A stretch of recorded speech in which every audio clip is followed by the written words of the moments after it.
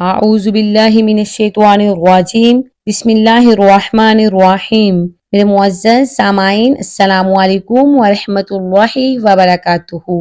آج میں آپ کو ایک اہم مسئلے کے بارے میں بتاؤں گی، جسے جان کر انشاءاللہ آپ کو اور مجھے بہت ہی زیادہ فائدہ ہوگا۔ میں آج آپ کو یہ بتاؤں گی کہ 4 رکعت والی نماز میں قاعدہ اولا یعنی دوسری رکعت میں التحیات پڑھنے کے بعد اگر کوئی درود شریف پڑھ لیتا ہے یا دعا پڑھ لیتا ہے تو اس کے بارے میں کیا حکم ہے۔ مثال کے طور پر اگر کوئی ظہر کی 4 رکعت سنت موقدہ پڑھ رہا ہے، یا پھر ظہر کے 4 فرض پڑھ رہا تھا، یا پھر عصر کے 4 فرض پڑھ رہا تھا، یا مغرب کے 3 فرض، یا عشاء کے 4 فرض، یا عشاء کے 3 وتر، ان تمام نمازوں میں دوسری رکعت میں التحیات پڑھنے کے بعد تیسری رکعت کے لیے کھڑے ہونے کا حکم ہے۔ لیکن اگر کوئی تیسری رکعت میں کھڑے ہونے کی بجائے دوسری رکعت میں بھول کر التحیات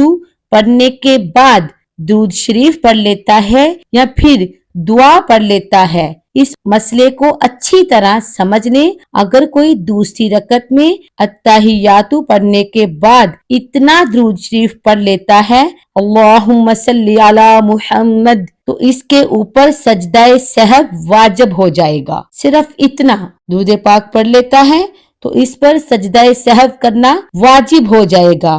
اگر وہ مکمل پڑھ لے، یعنی مکمل درود پاک پڑھ لے یا دعا پڑھ لے، تب اس کو یاد آئے، پھر بھی اس پر سجدہ سہو واجب ہے۔ اب اگر وہ بغیر سجدہ سہو کیے اپنی نماز پڑھ لیتا ہے تو اس کی نماز درست نہیں ہوگی، کیونکہ اس کے اوپر سجدہ سہو کرنا لازم آ گیا تھا۔ ان تمام نمازوں میں جو میں نے اوپر ذکر کی ہیں، آپ نے صرف التحیات پڑھ کر اٹھ جانا ہے تیسری رکعت کے لیے۔ اس میں درود پاک یا دعا نہیں پڑھنی۔ اگر آپ نے صرف اتنا درود پاک اللہم صلی علی محمد اتنا بھی پڑھ لیا تو آپ پر سجدہ سہو لازم آ جائے گا، آپ اس کو ضرور کریں گے، پھر آپ کی نماز درست ہوگی۔ مجھے امید ہے کہ آپ کو میری بات اچھے سے سمجھ آ گئی ہوگی۔